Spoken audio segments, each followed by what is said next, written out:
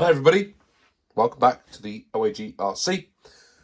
I'm going to be starting to build a Tamiya Thunder Dragon today. Now, I'm currently waiting for the manual to download because I don't have a manual for the Thunder Dragon because I didn't get one when I bought the kit. But that's not a problem because Tamiya have all their manuals online and we can just follow along as we build it there when it finally downloads. So I've opened up parts bag A, which looks to me like we've got some diffs. I think that's probably where we're going to be starting. You either start there on, well, most Tamiya builds, that's where you start.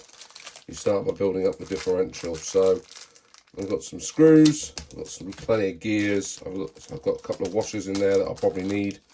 Probably don't need those shafts yet. I'm going to motor mount, groovy looking motor plate. I'm sure we'll be doing that today as well. And then I've got a load of those, which I definitely don't need. Bearings. A bag of gears. And that's probably everything we need to get cracking on this when I finally get the manual up. I should have done this before I came down to the studio. What do you reckon? Start building without the manual? It's a dangerous place to start, isn't it, if you're going to build a kit without a manual. So we see how wrong we get it. How about that? Bag of gears, good place to start, isn't it? Always find that there's inconsistency in Tamiya kits, isn't there? Sometimes you get these lovely metal gears, and other times they give you plastic ones. There never seems to be. I'm sure there's a sense to it all, but it always surprises me. Ready to go. Okay. So first of all, Tamiya wants us to charge our battery. And there are actually some batteries charging over here. Look, there you go. Not for this particular kit, but we're just putting some charge back into everything after the. I don't know if I can tell you why, but I've been running the cars, so. No, it does say the grease. Whoa, whoa, whoa, whoa, whoa! Bloody grease everywhere. Do you know what? They're disgusting. You see those? Better state those brushes. All covered in dirt and rubbish. I haven't built a car for a while and I'd left them out on the side. They're going to have to go in the bin. So the reason I got interested in this chassis is actually when I was building my hot shot. It seems like almost a lifetime ago now. Almost a year ago we started building that hot shot. And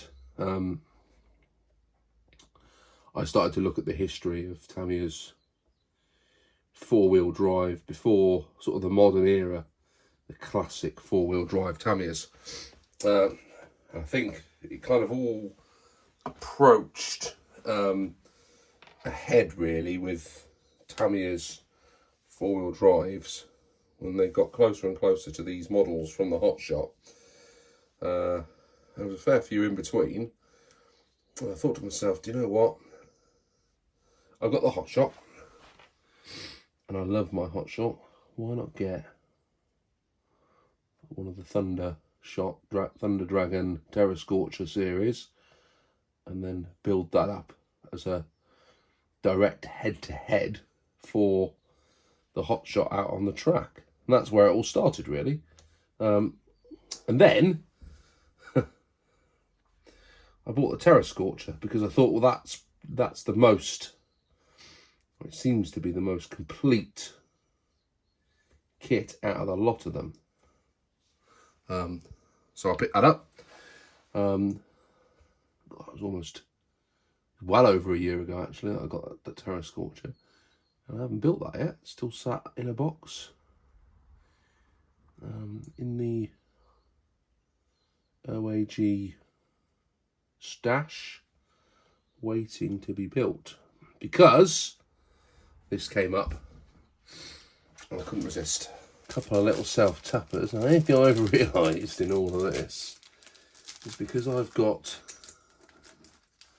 self-tappers over here, because we've got all of this on the screen rather than on the actual manual, I can't do my normal trick of matching it all up quite as easy.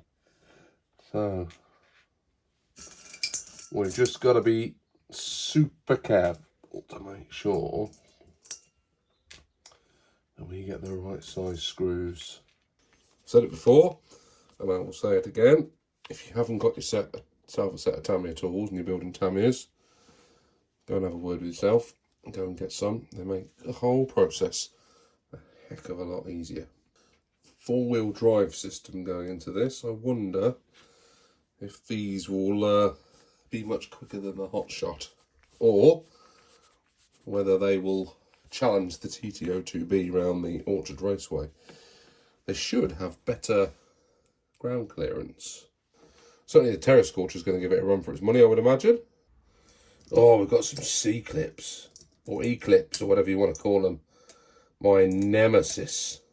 You haven't seen my Cougar build, you'll understand how much I blooming hate those things.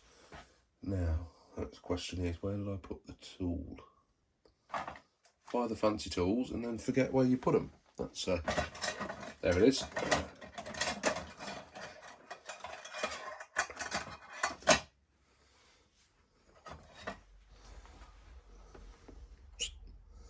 Hopefully we've got one in there that's the right size. We'll find out in a minute.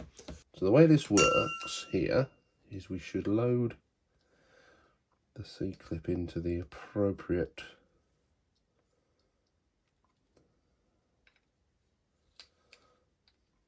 side.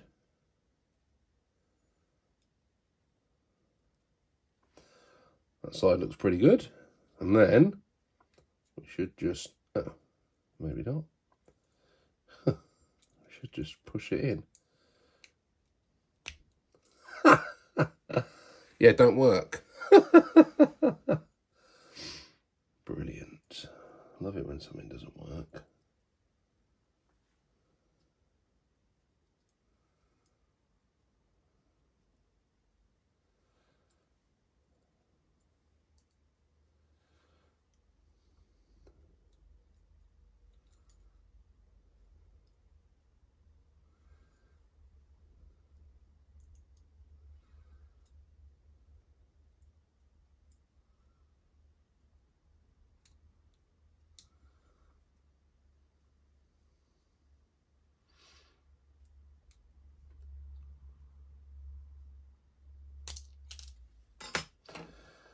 I've told you how much I hate E-clips. I hate them. Hate them, hate them, hate them.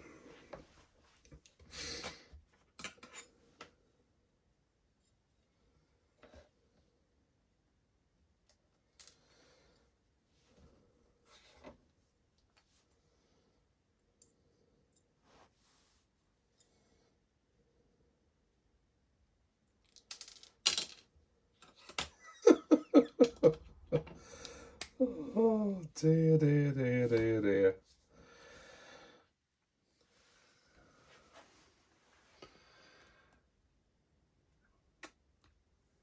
Yeah, get the pliers out, Craig. If in doubt, get the pliers out.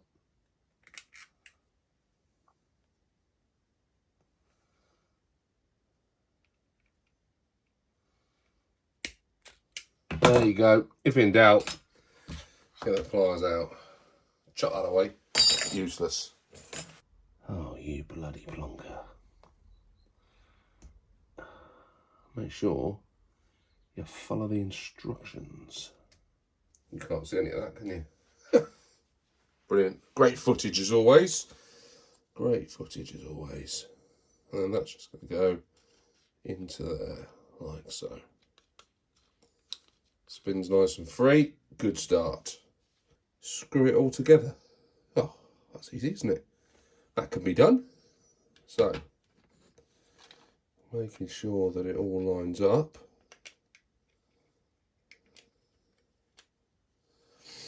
Hang on. Hold up. Wait a minute. That was close, wasn't it? Because it didn't grease up the gears inside the gearbox. That was almost a rookie error. One of the things I haven't considered for this winter is, because all the cars have all been run, and they've all been run in the dirt and the grime of the Orchard Raceway, I should probably consider stripping them all down and building them and re-greasing them and that sort of stuff. Maybe not the internal gearboxes, but certainly I should check everything over, make sure that everything is in decent nick and ready for next year. I mean, I can't see why it wouldn't be, but that's the diff done. Yeah, it all feels quite nice and loose, which is good. Still a lot of gears there not been used, isn't there? Right, we're on to the next step now, which is the propeller joint. So there's going to be a separate bit that bolts onto the side here that creates turns in the opposite direction to power the four-wheel drive system. We had one in the hot shop. It was pretty cool. So I'm going to go ahead and get started on that. But before I do that, it's dinner time. So we're going to have a dinner break and see what Mini OAG and Mrs. OAG have been concocting up in the house, in the kitchen. I'm sure they told me to go and have a bit of relaxation time, so I decided to come and do a bit of this. But I think it's time to go back to parenting, unfortunately, and being a responsible adult. Not that I'm ever a responsible adult, especially when it comes to playing around with RCs. Right, I'll be back. Okay, we're back after a bite to eat. For those of you interested, I had a roast dinner and it was lovely. So, we are going to crack on now with step number 5, which I've just realised you can't see up there. And we are going to build the propeller joints next. When you're building your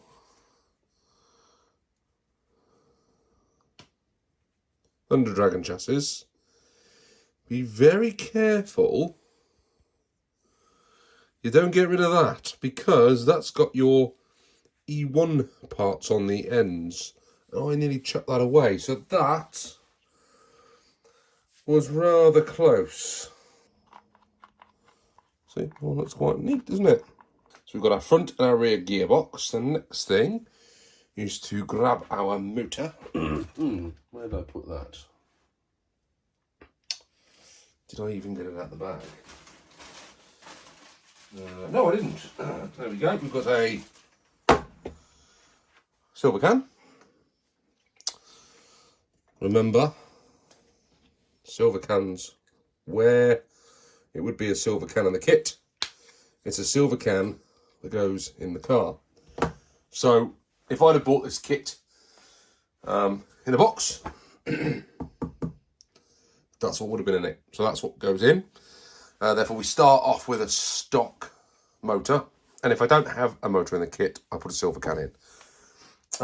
So the only cars that I have that don't have silver cans in are the holiday buggy, the Mad Bull, the pumpkin now, because I've put something a bit tastier in there, the Rising Fighter, which has now got a torque tuned in, and the DTO 3 has got a brushless Tamiya in, and then the Raider that I did has got a sport tuned essentially in it, but it's a Carson sport tune, so I don't quite know what the equivalent is. But other than that, everything else runs the motor that was in the kit for now. Right, look at that, that's nice, isn't it? I love a alloy motor mount, so that's going to go on here, like so. And I need to look at the picture and make sure I mount it at the right angle, which is offset there. Right, motor plate in. Then we need to get the old digital calipers out.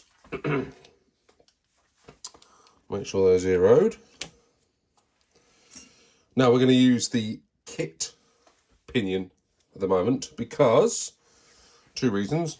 One, I don't have another pinion for this kit. And 2, running a silver can, it should be all right, touch wood. And then if we have to hop the motor up in the future, anything more than a silver can, I will always try and put a steel pinion onto it when it goes into the kit. Otherwise, we're chancing that these sort of aluminium pinions just disintegrate. But I think for now, given this is just a silver can and we're not putting any lipos or anything like that through here, that's enough power for this particular model. But I will watch this video back and make a mental note that I've used the kit pinion. Now, the one thing I have been having difficulty with are grub screws. So I changed a couple of motors out the other day. What were they coming out of? I took the Rising Fighter out, and I also took the motor off the holiday buggy. Both of them, the pinions were a right pain in the butt to get off the motor. And I've got no idea why, but it was not fun getting them off. So I don't know whether that's because I'm over tightening the pinion, the grub screw, or what, but it was not fun. So I'm going to watch that. Right, let's get that nice in there. So this has got to be 45 to the motor, or to the motor plate. To the motor.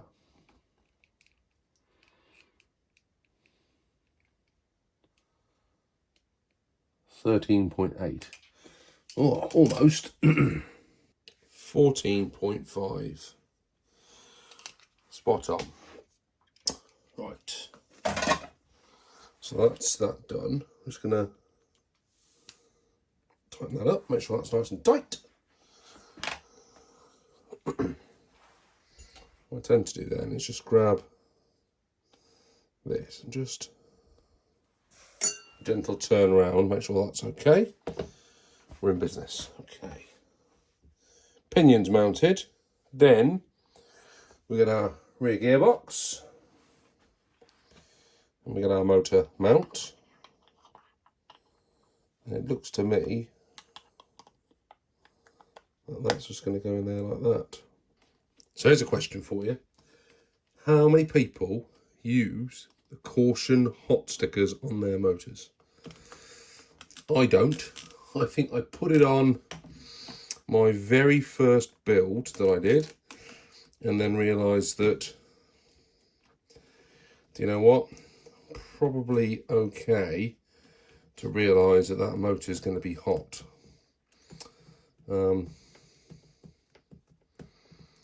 How many of you still put those decals on, even though you know that it's going to be hot? Just in case when you're out blasting your RCs, you don't forget that it might be hot. Do you know what I feel we might be seeing in a minute? And that is the official Adam Playground motor mount gearbox test.